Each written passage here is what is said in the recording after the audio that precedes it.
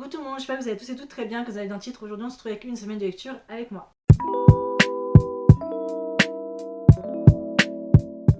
De base, ce petit reading vlog d'une semaine n'était pas du tout prévu parce que le reading vlog que je devais faire c'était sur Twilight. Mais j'ai essayé de lire Twilight et j'ai complètement abandonné. Je vais pas vous mentir, au bout de 50 pages j'ai abandonné. Je pouvais pas, j'ai pas accroché du tout. Et des moments des premiers chapitres, il y a le mot Zarbi et Paillasse qui est dans. Non, ça l'a pas fait. J'ai essayé, mais ça l'a pas fait, vraiment pas. Je me suis dit, je vais pas me forcer à lire un livre que j'aime pas, qui me fait pas du tout envie, ça va me mettre dans un mood genre grosse panne de lecture. Donc j'ai pas fait. Donc après ça, j'ai voulu tenter de lire The Baby Driven Café. J'ai pas aimé non plus, donc j'ai abandonné. Et après, j'ai tenté de lire The Serpent and Wings of Night de K.S.A. Brownbairn et j'ai pas aimé non plus. Donc voilà, ce qui fait que j'avais 3 livres abandonnés, ce qui fait qu'il faut que j'arrive à me choper, à lire 3 livres en tout cas cette semaine pour un peu rattraper mon retard. Et enfin, plutôt 2 parce que j'ai lu Fangs de Sarah Anderson qui est un petit roman graphique de 94 pages que j'ai beaucoup aimé. Et je vous retrouve donc cette semaine, on va lire ensemble, on va essayer de terminer ma palle qui est prévue. J'attends toujours de recevoir Mate à ma librairie anglaise, donc c'est pas encore. Voilà, je vais trouver d'autres livres à lire en attendant. Et j'en ai un justement là, et c'est Tourist Season de Brynne Weaver, qui est donc le premier tome de sa trilogie The Season of Carnage.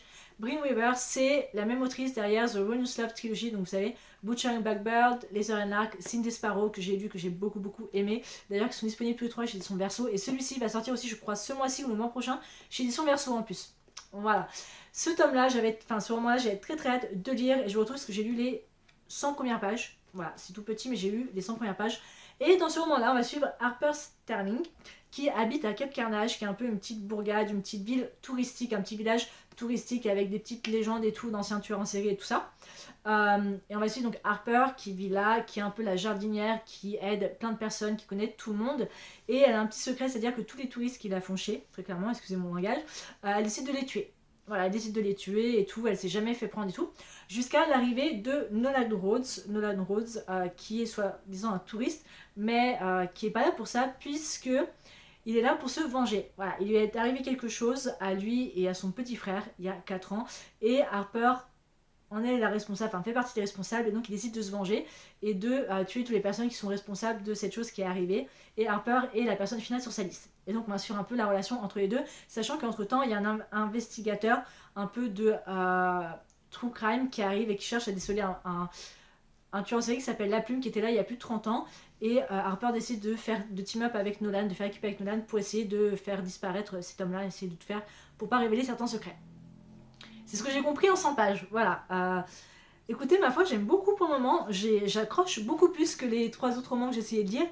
Et en fait, ce que j'aime, c'est qu'on ne tourne pas forcément autour du pot. C'est-à-dire que le personnage de Nolan, toute son histoire, le pourquoi, la revanche qui s'est passé il y a 4 ans, un peu son histoire est vachement mise en avant et très rapidement expliquée. Comparé à Harper, qui a quand même pas mal de secrets. On sent qu'il y a un passé quand même derrière qui n'est pas forcément révélé. Donc j'aime beaucoup le fait des secrets d'Harper, mais en même temps, on sait un peu plus sur Nolan. Donc c'est assez cool et on sent que voilà, ce qui est arrivé à Nolan et à son frère l'a quand même beaucoup traumatisé et l'a un peu fait de lui l'homme et le tueur en série qu'il est aujourd'hui. Mais pour le moment, j'aime beaucoup. Il y a ce côté très, vous savez, I Know What You Did Last Summer sur un l'été dernier, la version 2025, où c'est un peu une sorte de spin-off, mais en même temps suite de la duologie Souviens-toi l'été dernier, que j'adore d'ailleurs. Et ben dans cette petite ville aussi où il y a eu un tueur en série et ça se reproduit à peu près pareil, on va dire que c'est près la même chose. Ça me donne vraiment cette vibe là. Écoutez, ma foi, j'aime beaucoup. En plus, Harper, un, elle a un corbeau comme animal de compagnie qu'elle a appelé Morpheus, que j'aime beaucoup. Je trouve ça trop stylé. En vrai, j'aime beaucoup. C'est vachement cool. Donc j'aime bien. Mon but, c'est essayer de le terminer cette semaine et essayer de trouver d'autres livres. Peut-être qu'il y a un Freda McFadden, parce qu'il y a son nouveau roman qui sort, qui s'appelle The Intruder, qui sort le 8 ou qui sort cette semaine d'ailleurs. Donc je pense que je le lirai peut-être après celui-ci. Mais écoutez, pour le moment, j'aime beaucoup. Donc j'ai lu mes 100 pages pour aujourd'hui. Et tant qu'il faisait beau et que j'ai encore un peu le temps, je vous retrouve là. Et je pense que je vous retrouverai demain pour voir si j'ai un peu avancé ma lecture. Bonsoir tout le monde, on est mardi 7 octobre, qu'il est 21h20, 25 dans ces eaux-là. Je vais vous faire un petit update sur Tourist Season. J'en suis ici. Alors, je suis presque à la fin, j'en suis à la page 258. Enfin, je viens de finir la page 258, donc j'ai lu à peu près, depuis la fois où je vous ai quitté, j'ai lu 100 pages. 118, 120 pages, ce qui est, écoutez, ma foi, plutôt pas mal. C'était pas le but c'était que j'y en moins jusqu'à la page 200, mais j'ai continué 50 pages de plus. J'aime beaucoup ce premier tome, genre vraiment beaucoup. Alors, entre le moment où je vous ai laissé et ce moment-là, j'ai appris pas mal de choses. C'est-à-dire que l'histoire est quand même assez longue à se mettre en place, mais une fois, on va dire, les 100 pages passées, franchement, ça se lit super rapidement. J'aime beaucoup. J'en ai appris un peu plus sur le personnage de Harper et j'étais choquée, en fait, parce que Tourist Season, c'est d'une certaine façon relié à Butcher and Blackbird. Et je trouve ça juste incroyable et tellement cool. Genre vraiment, ça a du sens. Et là, tu fais, mais oui. Donc, il y en a encore beaucoup à apprendre sur le personnage de Harper. Mais j'apprécie beaucoup. J'aime beaucoup sa relation aussi avec Nolan. C'est vraiment un enemies to lovers. Mais on est vraiment à un stade de leur relation où les deux, genre, il y a plus une attirance physique qu'une attirance sentimentale. Pour le moment, en tout cas. Ce que j'aime beaucoup, ça me déplaît pas. Ça colle bien avec cette vibe qu'a l'habitude d'écrire Brin Weaver, donc c'est assez chouette. On a aussi le personnage de Arthur qui est une personne âgée qui souffre d'Alzheimer et c'est assez cool d'avoir une représentation comme ça. C'est pas le genre de livre que j'ai l'habitude de lire.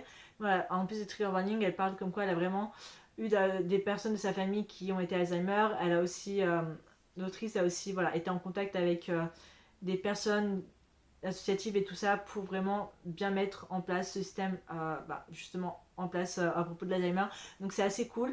J'aime beaucoup. Alors je sais pas si si ce roman-là plaira autant à certaines personnes que la trilogie The Venus Love. Mais pour ma part j'aime bien. Le côté que ce soit très small town, petite ville, avec une petite dose de mystère, on a toujours des meurtres à côté, tout ça. Pour ma part, je trouve ça assez cool. C'est sûr que l'ambiance est très différent quand même de Butcher and Blackbird. Mais franchement j'aime beaucoup. Mon but c'est que demain je termine tout ça. Et après je pense que je vais passer de tueur en série à romance de hockey. Voilà, c'est-à-dire le mois prochain en novembre, il y a une série qui sort, je vais vous mettre, je sais pas si l'image là, je peux la mettre là, bref, qui sort, qui est basée sur une romance qui s'appelle The Heated Rivalry, je crois, où on suit deux joueurs de hockey qui sont dans la même équipe, qui ne peuvent pas se saquer, mais en fait ils sont secrètement ensemble, voilà, et bref, ça va être adapté en série, donc très très hâte. Mais voilà, pour le moment j'aime beaucoup, j'ai hâte de vous donner mon avis final, mais je pense qu'on va partir sur un 4 ou 4,5. À voir, pas 5, voilà, parce que c'est vraiment qu'un premier tome, mais en vrai je pense qu'on va pencher vers le 4,5. On verra demain. On est mercredi 8 octobre, on est dans le début de l'après-midi, et ce matin j'ai terminé Tourist Season de Brin Weaver et ma note finale est un 4. Non, c'est un 4,75. Oui, non, c'est un 4,75. J'ai adoré ce tome-là. Franchement, j'ai adoré ce premier tome. J'ai adoré l'univers. J'ai tout aimé. Franchement, j'ai tout aimé. J'ai adoré la révélation sur Harper, sur tout ce qui se passait, son passé sous-jacent, l'histoire avec la plume aussi. Tout, voilà, Sam. Et puis sa relation avec Nolan, j'ai tout adoré. Surtout, je crois, en fait, ce qui a vraiment penché la balance sur ma note, ça a été l'épilogue. L'épilogue, ça a été le truc le plus décisif, genre, sur ma note. Et ça a été le truc le plus fou. Genre, Brin Weaver a l'habitude de faire des épilogues, comme vous avez vu dans The Venus Love, qui sont parfois, qui donnent envie, qui font ah non, j'ai envie d'acheter la suite. Là, c'est pareil, mais genre cet épilogue, je ne l'ai pas vu venir, genre à aucun moment.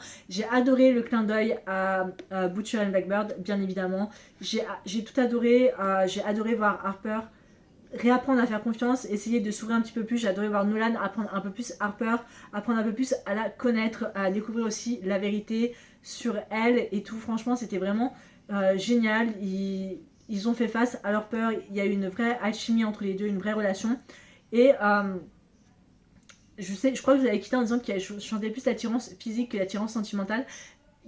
L'attirance sentimentale est vraiment arrivée vers la fin, ce qui était assez cool parce que ça a vraiment permis aux personnages comment dire, d'évaluer un peu leur relation entre les deux et se dire ok, est-ce que je lui fais assez confiance pour le laisser entrer, est-ce que elle, je lui fais assez confiance pour apprendre à la connaître assez, enfin c'est assez compliqué, mais pour ma part j'ai vraiment adoré, j'ai beaucoup aimé, donc 4,75, voilà, c'est ma note finale, ce qui fait que j'ai un autre livre à lire et je ne sais pas du tout. Alors je voulais lire Heated Rivalry de Rachel Reed, mais j'ai pas envie de lire un truc trop gros et je me dis quand même rester sur l'anglais et voir un livre que je me dis je peux peut-être lire assez rapidement. Je pense que je vais lire The Tenant de Freida McFadden, qui a été son dernier roman en date, alors The Intruder qui est sorti là aujourd'hui. je sais que c'est pas le préféré de tout le monde, je sais que ça a été une petite déception pour certaines personnes, donc j'ai assez peur de lire. Mais d'un côté, je me dis, voilà, ça se lit assez rapidement et tout. Donc je pense que la prochaine lecture, je vais commencer ce soir The Tenant de Freda McFadden, puis je pense que je vous retrouverai, voilà, peut-être quand j'aurai lu les 5 premiers chapitres. Bonsoir, on est parti sur le point lecture du jeudi soir. Il est actuellement 20h42 et je viens de terminer un peu mon chapitre avant de m'attaquer à mon film automnal du soir qui est Coco. Voilà, j'ai jamais vu Coco, mais voilà. Alors, je vous avais laissé, j'avais terminé Tourist Season et je vous avais dit j'étais entre Heated Revelry ou The Tenant de Freda McFadden. Finalement, je me suis dit non, j'ai envie de lire un livre en français, pas trop prise de tête, pas trop long non plus, et j'ai choisi de lire Percy Jackson. Voilà, je lis le tome 4 de Percy Jackson, donc La bataille du labyrinthe, de Rick Riordan chez édition Albin Michel dans la collection Wiz. J'ai le tome 1, 2, 3, 5 en papier, donc il manque le tome 4, mais je l'avais sur ma Kindle, j'ai rajouté sur ma Kindle, voilà. Et il est sur ma médiathèque, donc j'emprunterai. J'en suis actuellement au chapitre 6.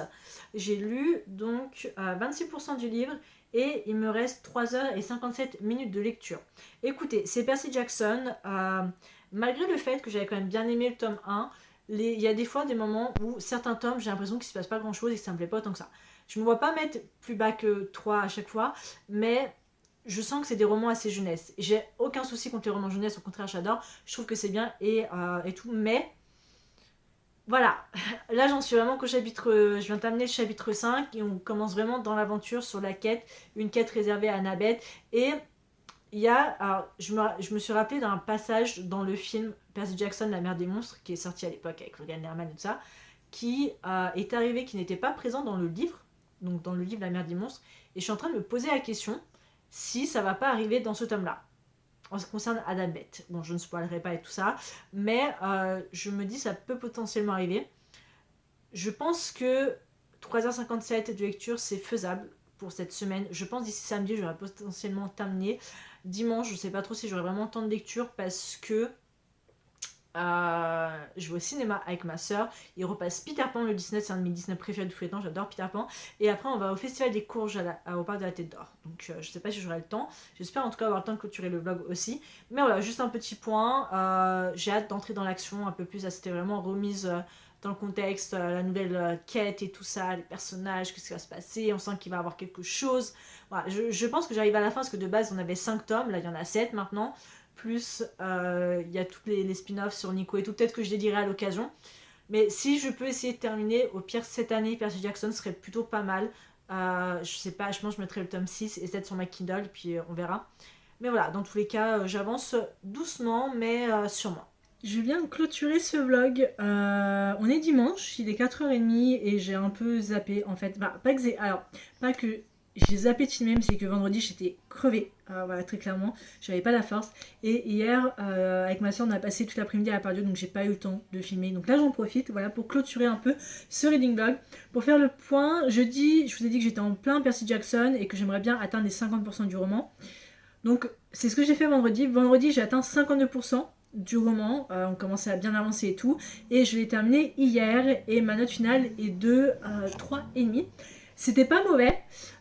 Mais c'est du young adulte et en fait je suis pas, même si j'apprécie mes lectures, j'ai beaucoup aimé là le fait qu'on retrouve vraiment ce côté mythologie grecque avec le labyrinthe, Thésée, Dédale, Icare et tout ça, ça m'a plu, mais je sais pas, je vais quand même continuer la saga parce que je veux continuer Percy Jackson malgré tout, j'ai le tome 5 qui m'attend dans ma bibliothèque et tout, mais en plus le tome 6 et le tome 7 bien évidemment. Mais voilà, c'était bien, mais sans plus, c'est assez jeunesse. Il y a des moments où Annabeth m'a un peu saoulée, je vais pas vous mentir. Mais dans l'ensemble, c'était plutôt cool. Il y avait Nico aussi m'a un peu saoulée. Voilà, j'attendais un peu un Redemption Arc de Luke. C'est pas arrivé, il s'est passé autre chose à côté. Donc voilà, mais bon. Et donc après ça, je me suis dit qu'est-ce que je vais bien pouvoir lire. Et ce matin, enfin hier soir, j'ai commencé Heated Revelry. Bon, la couverture, elle est pas top, tip top, hein, très clairement, je préfère celle-là. J'ai commencé Heated Revelry de Rachel Reed, qui est donc le tome 2 d'une saga qui s'appelle Game Changer. Je pense qu'on n'est pas obligé de lire le tome 1, c'est des tomes un peu interconnectés. Et en gros, dans ce roman-là, c'est une romance sportive OK MM où on va suivre Shane qui est canadien, qui fait partie de l'équipe de Canada de ça, et Ilya qui est russe et qui fait partie de l'équipe de Russie, voilà, qui s'affrontent on suit en gros leur histoire sur plusieurs années, puisque on voit leurs deux équipes s'affronter. Parfois ils sont ensemble en équipe pour affronter d'autres équipes et tout, et on suit un peu la romance entre les deux. Alors j'ai terminé la première partie qui est composée que de 8 chapitres pour le moment, et j'ai lu 27% du livre. Ça se lit extrêmement rapidement, c'est simple à lire, pas si compliqué, sans prise de tête. Par contre c'est extrêmement smutty. Voilà, il doit avoir du smut à peu près tous les 2 chapitres. Voilà, j'ai aucun problème là-dessus, mais voilà, pour le moment j'aime bien, mais je me dis, alors je vais laisser une chance, essayer de continuer quand même, parce que je veux absolument lire. Parce qu'après la bande-annonce de la série, je me suis dit, je veux découvrir, je veux lire, je dois absolument lire. Et il y a certaines chaînes, je me dis, j'ai quand même vachement hâte de les découvrir en live action, très clairement. Mais voilà, en vrai, ça va pour le moment, à part le smut, c'est pas si gênant que ça, ce que j'ai l'habitude de lire, mais là, c'est vrai que ça fait extrêmement trop. Ça me fait un peu penser à Icebreaker de Anna Grace. Genre, la première partie, c'était que du smut sur smut sur smut. On loupait un peu, on laissait un peu de côté la romance des personnages et leur développement. Là, ça me fait à peu près pareil, mais c'est plus là une relation physique qu'autre chose, où c'est un peu une relation secrète. Donc voilà, mais pour le moment ça va. Et d'ailleurs, je suis passée à Décitre hier, et mon cousin nous a offert à moi et ma soeur une carte cadeau de 50 €, donc on a partagé chacun. Et je me suis acheté ceci pour remplir un peu ma palle du mois prochain. J'ai pris le tome 2 de Bloom de Saka Mikami chez édition Nobi, que j'avais beaucoup aimé le premier tome. J'ai pris le tome 2 de Shelter of Love de Ri Aluga chez édition Akata. Je sais pas trop quoi penser, genre j'ai lu le tome 1, mais j'ai pas ressenti genre quelque chose où je me dis waouh, c'est trop bien. Donc je vais quand même laisser une chance. Il y a le tome 2 qui est sorti, le tome 3 aussi. Je me dis je vais laisser une chance avec 3 tomes. Si je vois que ça passe pas, j'arrêterai parce que je vais pas me forcer. Mais voilà, c'est un manga que j'attendais quand même beaucoup. Et je me suis acheté 2 livres. Le premier, c'est Dark Shore de Daniel L. Johnson à chez édition Brajlon. Je vous avais dit que je voulais l'acheter. Il est sorti en poche. Daniel Johnson, c'est l'autrice derrière Le Pont des Tempêtes. Et j'adore cette couverture version poche. J'adore la version poche. Je pense que tous les romans d'elle, je vais les acheter dans ce format-là. Il y en a un que j'attends, qu'elle a écrit, vous savez, c'est l'histoire, la story Viking. Un destin ancré dans le sang, c'est ça. J'attends que ça sorte en poche parce que j'ai extrêmement envie de lire. Et Dark Shore, il y a 4 tomes au total. C'est une série un peu plus young adulte, donc j'ai très hâte de découvrir ça. Et j'ai acheté celui-ci qui est Flower Heart de Catherine Bakewell chez édition Big Bang.